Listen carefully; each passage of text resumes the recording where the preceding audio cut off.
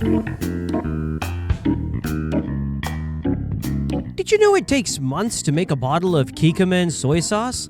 Yep, that tasty sauce you drizzle on your sushi goes through a serious process you wouldn't believe. Stick around as we break down exactly how it's made and the magic behind its ingredients.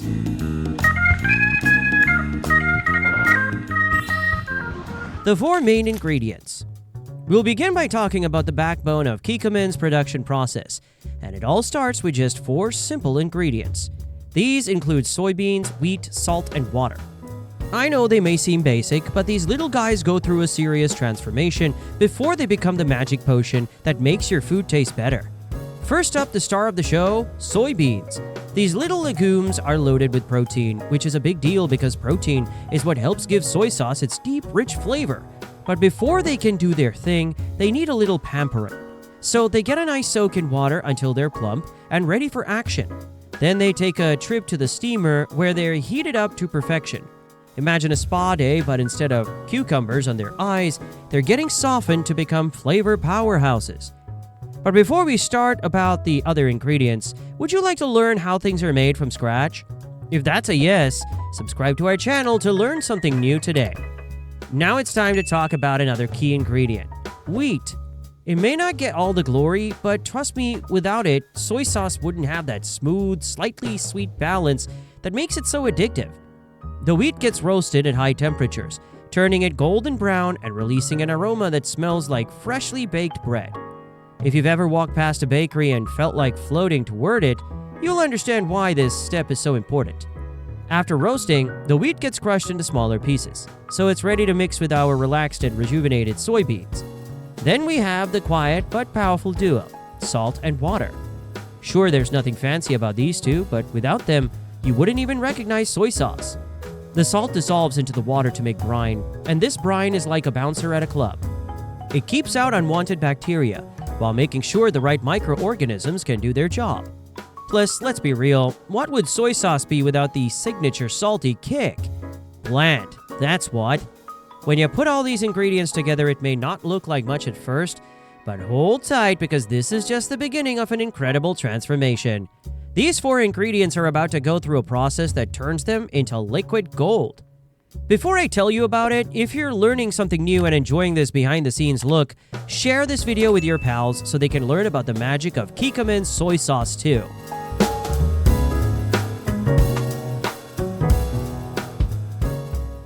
Koji mold and moromi fermentation. Now this is where things get a little weird, but in the best way possible. Say hello to koji mold. If you've never heard of it, don't worry. Most people haven't. But this mold is the secret weapon behind Kikkoman's famous flavor. It's been used for centuries in Japan to brew everything from soy sauce to miso to sake. Without koji, soy sauce wouldn't have that deep, savory taste we all love. So what happens? Well, first, Kikkoman sprinkles this special mold onto the steamed soybeans and roasted wheat.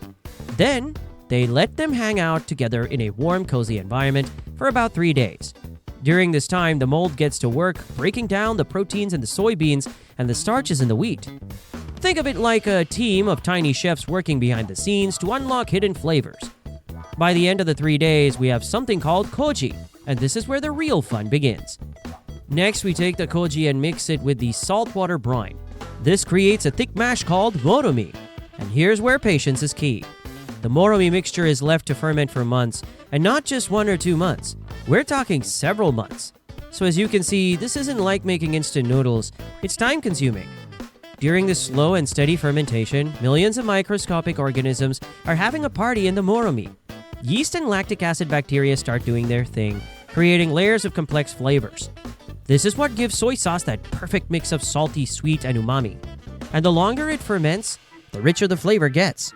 It's like aging fine wine, but instead of a fancy glass, you pour it over your fried rice. But fermentation isn't just about taste. It's also what gives soy sauce its dark brown color and that incredible smell that makes your mouth water. As the months go by, chemical reactions take place that deepen the color and enhance the aroma. So when you crack open a bottle of Kikkoman and take a sniff, you're smelling the result of months of careful fermentation. By the time this step is done, our moromi mixture has turned into something that looks and smells a whole lot like soy sauce. But we're not finished yet. there's still more magic to come before it's ready to hit store shelves. Before we move on, let me know in the comments, have you ever tried making homemade soy sauce? Or do you prefer leaving it to the pros like Kikkoman's? Drop your thoughts below and keep the conversation going. Pressing and finishing.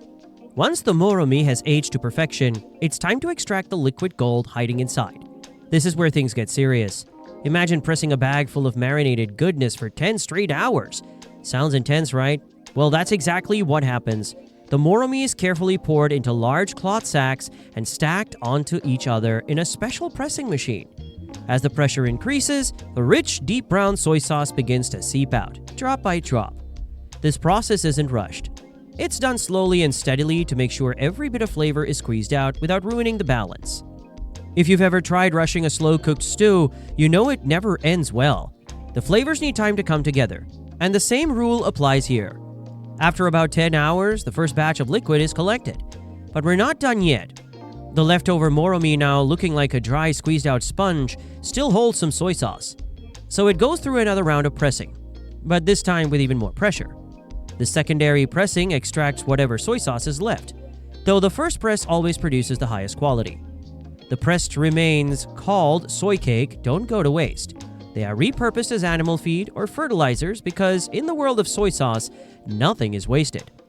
Now let's talk about the fresh soy sauce that's just been squeezed out. It's called the raw soy sauce, but don't let the name fool you. It's already packed with umami, but it's not quite ready yet. The raw soy sauce is left to sit in a massive tank for about 3 days. During this time, it naturally separates. Any oil from the soybeans rises to the top, while heavier sediment sinks to the bottom. The pure, clarified liquid in the middle is the good stuff, and that's what gets collected. If this step didn't happen, your soy sauce would look like a cloudy science experiment instead of a smooth, rich liquid you're used to. But wait, there's more. Before it's ready to meet the world, the soy sauce needs one final touch. It's gently heated to stop any remaining enzyme activity and enhance its deep brown color and bold aroma. Think of it as giving the soy sauce a little sun-kissed glow and a spritz of expensive cologne before a big event. The heat also ensures that no unwanted bacteria are lurking around, so your soy sauce stays fresh and delicious for as long as possible. And just like that, our soy sauce is ready for the next stage of its journey. Now that you know how much work goes into making every drop, go ahead and hit that like button if you appreciate a well-made sauce.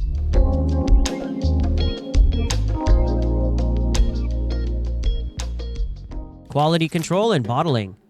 Now, before Kikkoman soy sauce can officially call itself ready, it goes through a serious audition process. This is the VIP section of soy sauce production, where only the best bottles make it to the final stage. You may think making soy sauce is all about mixing, fermenting, and pressing, but without quality control, the entire process could fall apart. After all, no one wants to open a bottle of soy sauce and find out it tastes like salty water. So what exactly happens in this step? First, lab technicians analyze the soy sauce down to the tiniest details. They check for consistency in taste, aroma, color, and overall balance. But this isn't just a quick sniff and sip situation. It involves advanced scientific tests that ensure every bottle meets Kikkoman's legendary standards. If anything seems even a little off, that batch doesn't make the cut. Think of it like a talent show where only the best performers get to move on to the final round. But lab tests aren't the only quality check. Kikkoman also has expert taste testers.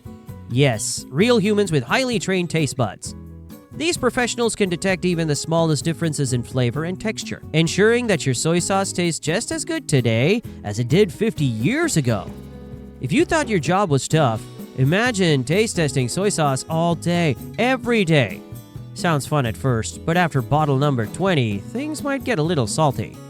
But once the soy sauce gets the official stamp of approval, it moves to the bottling stage.